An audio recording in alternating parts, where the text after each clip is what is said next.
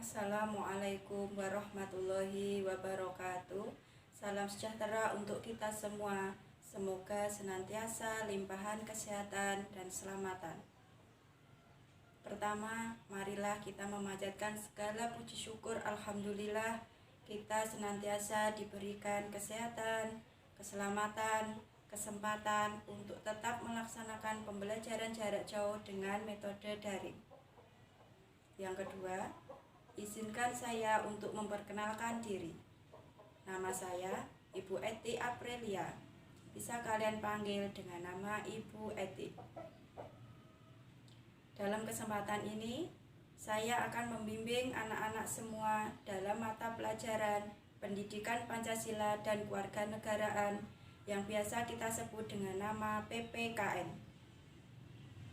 Nah, anak-anakku semuanya, sebelum kita melakukan pembelajaran hari ini, mari kita berdoa sesuai dengan agama dan kepercayaan masing-masing. Berdoa dipersilahkan.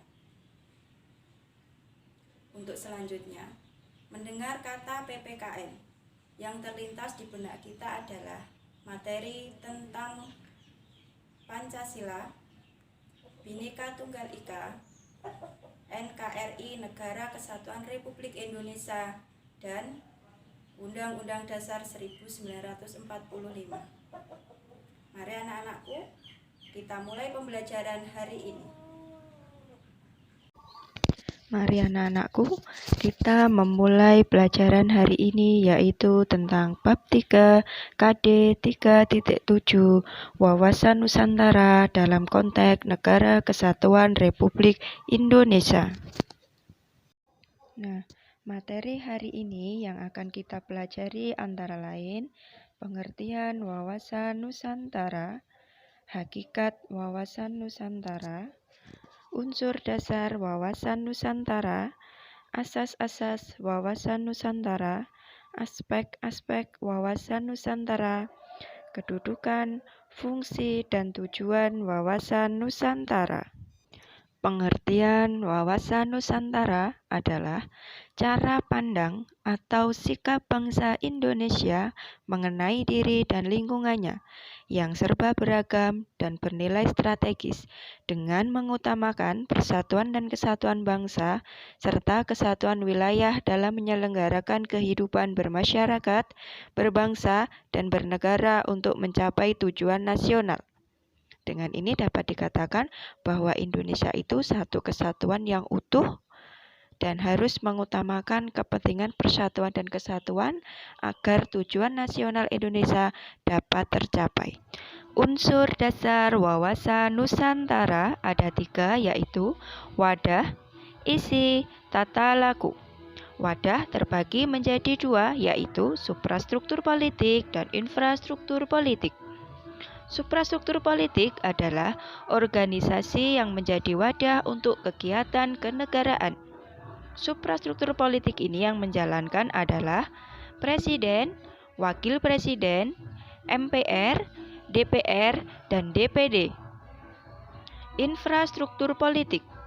Infrastruktur politik adalah wadah dalam kehidupan bermasyarakat. Adapun yang menjalankan dalam infrastruktur politik ini adalah partai politik, LSM, organisasi masyarakat, media massa atau pers. Yang kedua, isi. Isi adalah aspirasi bangsa yang berkembang di masyarakat dan cita-cita serta tujuan nasional yang terdapat dalam pembukaan Undang-Undang Dasar 1945. Cita-cita bangsa Indonesia ini terdapat dalam Undang-Undang Dasar 1945 alinea kedua. Dan tujuan nasional terdapat dalam pembukaan Undang-Undang Dasar 1945 alinea keempat. 3. Tata laku. Tata laku terbagi menjadi 2, yaitu tata laku batiniah dan tata laku lahiriah. Tata laku batiniah yaitu mencerminkan jiwa, semangat, dan mentalitas yang baik dari bangsa Indonesia. Tata laku lahiriah yaitu tercermin dalam tindakan, perbuatan, dan perilaku dari bangsa Indonesia. Kedua tata laku tersebut mencerminkan identitas jati diri atau kepribadian bangsa berdasarkan kekeluargaan dan kebersamaan yang memiliki rasa bangga dan cinta terhadap bangsa dan tanah air, sehingga menimbulkan rasa nasionalisme yang tinggi dalam semua aspek kehidupan nasional. Asas-asas wawasan Nusantara. Asas wawasan Nusantara merupakan ketentuan atau kaidah dasar yang harus dipatuhi, ditaati, dipelihara, dan diciptakan demi tetap taat dan setianya komponen pembentuk bangsa Indonesia terhadap kesepakatan bersama. Jika asas wawasan Nusantara diabaikan, komponen pembentuk kesepakatan bersama akan melanggar kesepakatan bersama tersebut, yang berarti tercerai-berainya bangsa dan negara Indonesia. Asas wawasan Nusantara adalah sebagai berikut. Kepentingan bersama, kesetiaan terhadap kesepakatan bersama, solidaritas, kerjasama, keadilan, kejujuran. Kepentingan bersama yaitu bangsa Indonesia mempunyai tujuan kepentingannya sama, yaitu tercapainya kesejahteraan dan rasa aman yang lebih baik dari sebelumnya. Yang kedua, kesetiaan terhadap kesepakatan bersama. Indonesia sudah sepakat untuk mendirikan negara yang dimulai, dicetuskan, dirintis oleh Budi Utomo tahun 1908, Sumpah Pemuda tahun 1928, dan Proklamasi Kemerdekaan 17 Agustus 1945. Kesetiaan terhadap kesepakatan ini sangat penting dan menjadi tonggak utama terciptanya persatuan dan kesatuan dalam kebinekaan. Meskipun Indonesia itu memiliki berbagai macam adat, suku, agama, dan ras, tapi tetap satu kesatuan. Dan kesetiaan ini tidak boleh goyah, agar persatuan dan kesatuan bangsa tetap terlaksana. Solidaritas. Diperlukan kerjasama, mau memberi dan berkorban bagi orang lain tanpa meninggalkan ciri dan karakter budaya masing-masing. Kerjasama, adanya koordinasi, saling pengertian yang didasarkan atas kesetaraan sehingga kerja kelompok, baik kelompok kecil maupun besar dapat mencapai sinergi yang lebih baik. Keadilan, yaitu kesesuaian pembagian hasil, sesuai dengan kebutuhan di suatu daerah ataupun di pusat. Kejujuran, keberanian berpikir, berkata, dan bertindak sesuai realita yang ada. Aspek-aspek wawasan Nusantara. Aspek wawasan Nusantara terbagi menjadi 4, yaitu 1. Falsafah Pancasila, 2. Aspek kewilayahan Nusantara, 3. Sosial budaya, 4. Sejarah. Falsafah Pancasila, nilai-nilai yang terkandung dalam Pancasila merupakan dasar terjadinya wawasan Nusantara. Nilai-nilai tersebut adalah sebagai berikut. Pertama, penerapan hak asasi manusia. Contohnya, pemberian kesempatan dalam menjalankan ibadah sesuai dengan agama dan keyakinan masing-masing. Antara agama satu dengan lainnya harus saling toleransi dan tenggang rasa. Yang kedua, memprioritaskan pada kepentingan masyarakat daripada kepentingan individu serta golongan. Dapat diartikan bahwa kepentingan bersama itu di atas segala-galanya yang harus didahulukan daripada kepentingan individu atau golongan tertentu. Yang ketiga, pengambilan keputusan berdasarkan dalam musyawarah mufakat. Dalam hal ini, sesuai dengan Pancasila Sila keempat. Nilai-nilai Pancasila sesungguhnya telah bersemayam dan berkembang di dalam hati sanubari dan kesadaran bangsa Indonesia, termasuk dalam menggali dan mengembangkan wawasan Nusantara. Wawasan Nusantara merupakan pancaran dari Pancasila, oleh karena itu, wawasan Nusantara menghendaki terciptanya persatuan dan kesatuan tanpa menghilangkan ciri, sifat, dan karakter dari kebinekaan, unsur-unsur pembentuk bangsa seperti suku bangsa, etnis, dan golongan. 2. Aspek kewilayahan Nusantara. Indonesia memiliki wilayah perairan laut yaitu zona laut teritorial, zona landas kontinen, zona ekonomi eksklusif atau ZEE. Zona laut teritorial, batas laut Kharis Kayal yang berjarak 12 mil laut dari garis dasar ke arah laut lepas. Zona landas kontinen, dasar laut yang secara geologis maupun morfologi merupakan lanjutan dari sebuah kontinen atau benua. Kedalaman lautnya kurang dari 150 meter.